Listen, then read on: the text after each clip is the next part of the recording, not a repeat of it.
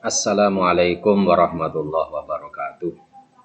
Bismillahirrahmanirrahim. Alhamdulillahirabbil alamin. Allahumma shalli ala sayyidina Muhammad walhamdulillahirabbil alamin. Anak-anak sekalian kelas 7 siswa-siswi MTS Ma'arif Nahdlatul Ulama Tanggulangin yang dimuliakan Allah, alhamdulillahirabbil alamin. Sampai saat ini kita kondisi sehat walafiat, tetap semangat mencari ilmu, beraktivitas yang bernilai ibadah yang membawa manfaat dalam kehidupan kita dunia akhirat. Anak-anak sekalian, untuk materi kita kali ini pelajaran SKI tentang bab 2 menjelaskan kesuksesan dakwah Nabi Muhammad Shallallahu Alaihi Wasallam.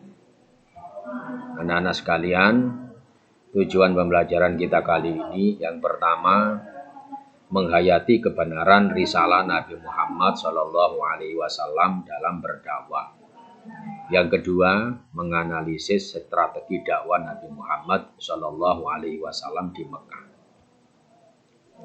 Anak-anak sekalian bisa melihat LKS-nya di halaman 16 sampai 20 tentang perjalanan dakwah Nabi Muhammad Shallallahu Alaihi Wasallam di kota Mekah. Perlu anak-anak ketahui bahwasanya dakwah Nabi Muhammad itu dibagi menjadi 2 periode. Ada periode Mekah dan ada periode Madinah. Periode Mekah itu membutuhkan waktu kurang lebih 13 tahun, sedangkan periode Madinah membutuhkan waktu kurang lebih 10 tahun. Sehingga kalau ditotal berjumlah 23 tahun. Nabi Muhammad menyampaikan risalah atau berdakwah kepada masyarakat Mekah selama 13 tahun dan 10 tahun kepada masyarakat Madinah dan sekitarnya.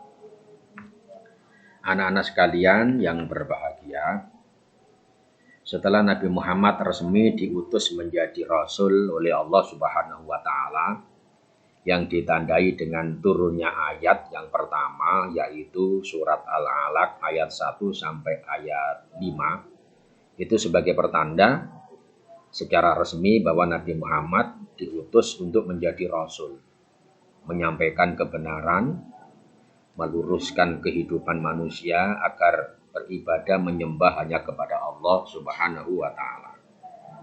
Anak-anak sekalian langsung bisa lihat LKS-nya di halaman 18 sampai 19 tentang misi dakwah Nabi Muhammad Shallallahu Alaihi Wasallam.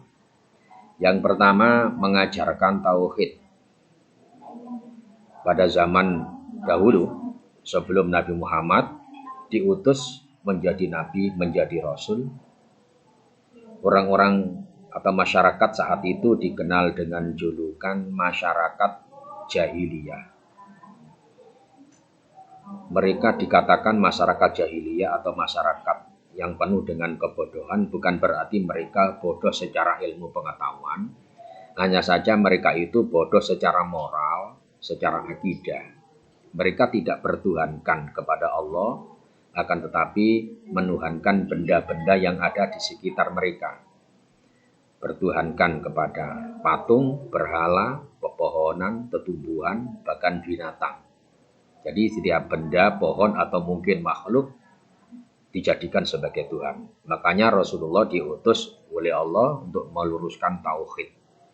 Tauhid itu artinya mengesahkan Allah, bertuhankan hanya kepada Allah Subhanahu wa Ta'ala. Ini misi yang pertama. Nabi Muhammad mengajarkan tauhid, mengajarkan menyembah hanya kepada Allah, bertuhan hanya kepada Allah, berdoa hanya kepada Allah, mengabdi hanya kepada Allah, tidak boleh kepada yang lain.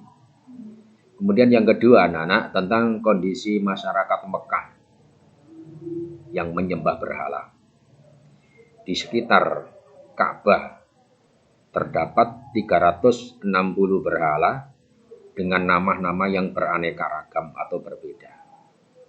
Ini sebagai simbol bahwa pada saat itu masyarakat Mekah Mereka menyembah berhala, menyembah patung, bukan menyembah Allah. Mereka bikin batu yang besar, ketika wujud menjadi patung, maka patung itu disembah. Ini yang kedua. Anak-anak sekalian, kemudian yang ketiga yaitu menegaskan bahwa hari kiamat sebagai hari pembalasan. Ini dengan tujuan agar manusia, khususnya masyarakat kota Mekah pada saat itu, hidupnya disiplin dan terkontrol. Karena setiap perbuatan akan dibalas nanti ketika hari pembalasan sesudah hari kiamat. Yang baik akan dibalas dengan surga, yang buruk akan dibalas dengan neraka. Jadi ini yang disampaikan oleh Nabi Muhammad, bahwa hidup tidak cuma di dunia. Yang kita kerjakan di dunia sekarang ini akan ada dampaknya nanti ketika hari kiamat atau hari pembalasan. Kemudian yang keempat, anak-anak, merubah perilaku manusia atau masyarakat jahiliyah. Pada saat itu sebelum masyarakat Mekah mengenal ajaran agama Islam, kebiasaan mereka adalah hidup berfoya-foya, hidup mengumbar hawa nafsu, hidup melampiaskan keinginannya tidak terkontrol, karena mereka belum mengenal ajaran moral yang dibawa oleh Nabi Muhammad SAW. Kebiasaan masyarakat jahiliyah yang terkenal saat itu adalah minuman keras, berzina, gonta-ganti pasangan, kemudian melecehkan perempuan, saling membunuh, saling menyebarkan fitnah, saling bermusuhan, perebutan harta benda, menghalalkan segala macam cara. Ini perilaku masyarakat jahiliyah sebelum mereka kenal ajaran yang dibawa oleh Nabi Muhammad.